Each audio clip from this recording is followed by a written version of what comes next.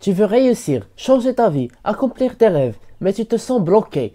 Peut-être que le problème, ce n'est pas ce que tu fais, mais ce que tu penses. Imagine deux jeunes du même âge, dans les mêmes conditions. 10 ans plus tard, l'un est libre financièrement, l'autre galère encore. Pourquoi? La réponse tient en deux mots: mentalité gagnante. Si tu veux comprendre ce qui différencie les gagnants des perdants, reste jusqu'à la fin. Ça peut transformer ta vision de la réussite. Premièrement, la mentalité de croissance ou bien mentalité évolutive. Contrairement à une mentalité fixée, celui qui a une mentalité de croissance croit qu'il peut apprendre, évoluer, s'améliorer. Chaque échec est une leçon, pas une preuve d'infériorité. Deuxièmement, la responsabilité personnelle. Ceux qui réussissent ne blâment pas les autres. Ils se disent: c'est ma vie, donc c'est ma responsabilité. Même quand ce n'est pas leur faute, ils choisissent d'agir. Troisièmement, la discipline avant la motivation. La motivation est temporaire. Ce qui fait la différence, c'est la discipline. Se lever tôt, lire chaque jour, investir son argent intelligemment, ça commence avec une seule décision répétée. Je le fais même quand j'ai pas envie. Quatrièmement, l'influence des croyances. Beaucoup échouent parce qu'ils croient qu'ils n'en sont pas capables. Si tu crois que l'argent est mauvais, tu fuiras l'abondance. Si tu crois que tu es destiné à échouer, tu saboteras ton succès. Cinquièmement, le lien entre foi et ambition. Dans l'islam, on apprend que l'effort sincère et la foi peuvent déplacer des montagnes.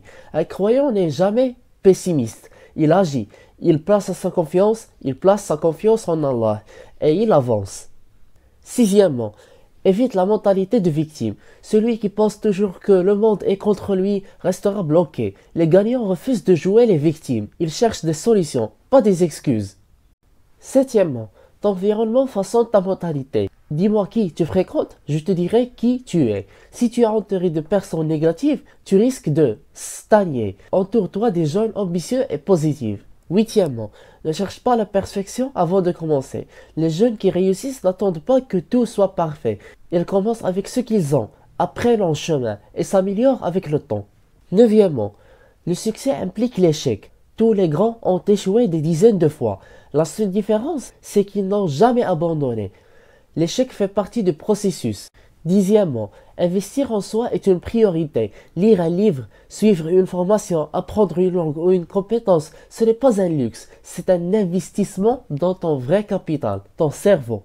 Onzièmement, pense long terme. La mentalité de succès ne cherche pas des résultats immédiats. Il construit des objectifs solides sur des mois, voire des années. Douzièmement, le succès doit reposer sur des valeurs. Le vrai succès ne contredit pas l'éthique ou la foi. Bien au contraire, l'islam enseigne l'excellence, ihsan, dans chaque chose, y compris dans l'ambition. Treizièmement, l'action surpasse les intentions. Tu peux avoir 1000 idées, mais sans action, elles ne valent rien. Même une petite étape chaque jour te rapproche de tes rêves.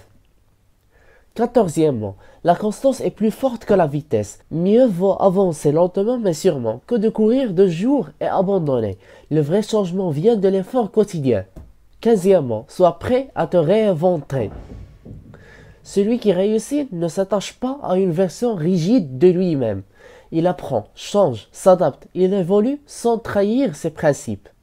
Si tu veux vraiment changer ta vie, commence par changer ta mentalité. Chaque pas compte.